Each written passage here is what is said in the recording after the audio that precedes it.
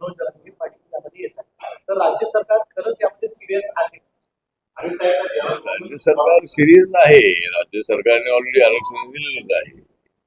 Already त्यांच्या मागणीनंतर 10% आरक्षण राज्य सरकारच्या वतीने देण्यात आलेलं आहे. एमपीएससी ची एक्झाम आहे, बँकांच्या नाहीत पण स्टेट राज्याच्या अधिकारामध्ये येणारे जे काही इन्स्टिट्यूट आहे त्या ठिकाणी आरक्षण दिलेलंच आहे. आणि आता कुणबी नसताना त्यांना आरक्षण द्या अशा पद्धतीची मागणी असेल तर त्याला राज्य सरकार काही नाही करू शकत. त्यामुळं त्यांना कशा पद्धतीने मराठा समाजाला वेगळी मदत होऊ शकेल या दृष्टिकोनातून सरकार सिरियस आहे. आणि जरांगे पाटील यांनी थोडं समजून घेणं अत्यंत आवश्यक आहे. सगळ्याच मराठ्यांना कुणबी म्हणा तर हे असा निर्णय जरी राज्य सरकारने घेतला तरी सुप्रीम कोर्टामध्ये तो अजिबात टिकणार नाही. त्यामुळं सगळ्या मराठा समाजाला कुणबी म्हणता येणार नाही आहे.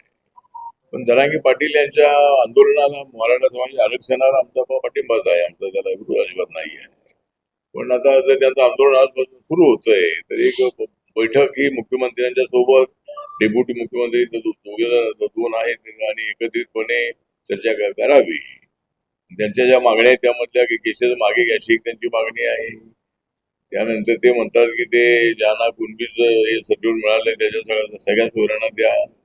तर त्यांना सगळ्या चोऱ्यांना द्या पण त्यांचं जोपर्यंत व्हॅलिडिटी किंवा ते जातीचा दाखला मिळत नाही आहे तोपर्यंत त्याला ते देता येणार नाही. पण त्यासाठी राज्य सरकारने ताबडतोब बैठक बोलवावी.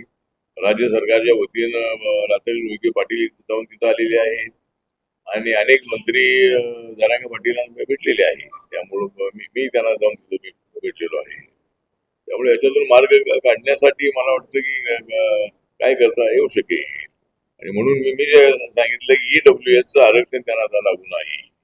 ते आरक्षण लागू झालं तर मग केंद्राच्या ज्या सगळ्या जागा आहेत त्या केंद्राच्या जागांमध्ये मराठा समाजाला चांगली संधी मिळेल.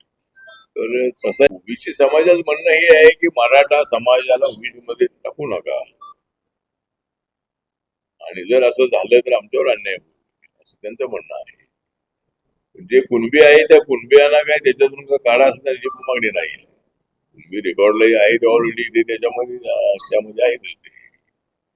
त्यामुळं सुरुवातीपासून राज्य सरकारची भूमिका हीच राहिलेली आहे की ओबीसीवर अन्याय होणार नाही या दृष्टिकोनातून निर्णय होईल आणि मराठा समाजाला कसा न्याय मिळेल त्या संबंधात सुद्धा निर्णय होऊ शकेल. तर या पद्धतीनं राज्य सरकारने सुरुवातीपासून भूमिका घेतलेली आहे. त्यामुळे ओबीसीवर अन्याय नको आणि मराठा समाजाला न्याय द्यायचा कसा तर तो मी अगोदर म्हणालो तर 10% आरक्षण दिलेलं आहे आणि ईडब्ल्यूएसचा फायदा त्यांना झाला तर अजूनही त्यांना तो आरक्षण मिळणार आहे आपल्या ऑल इंडियाचं म्हणजे सेंट्रल गव्हर्नमेंटचं. त्याला लागू करून मला वाटतं की हा निर्णय हा विषय सुटू शकतो असं मला वाटतं.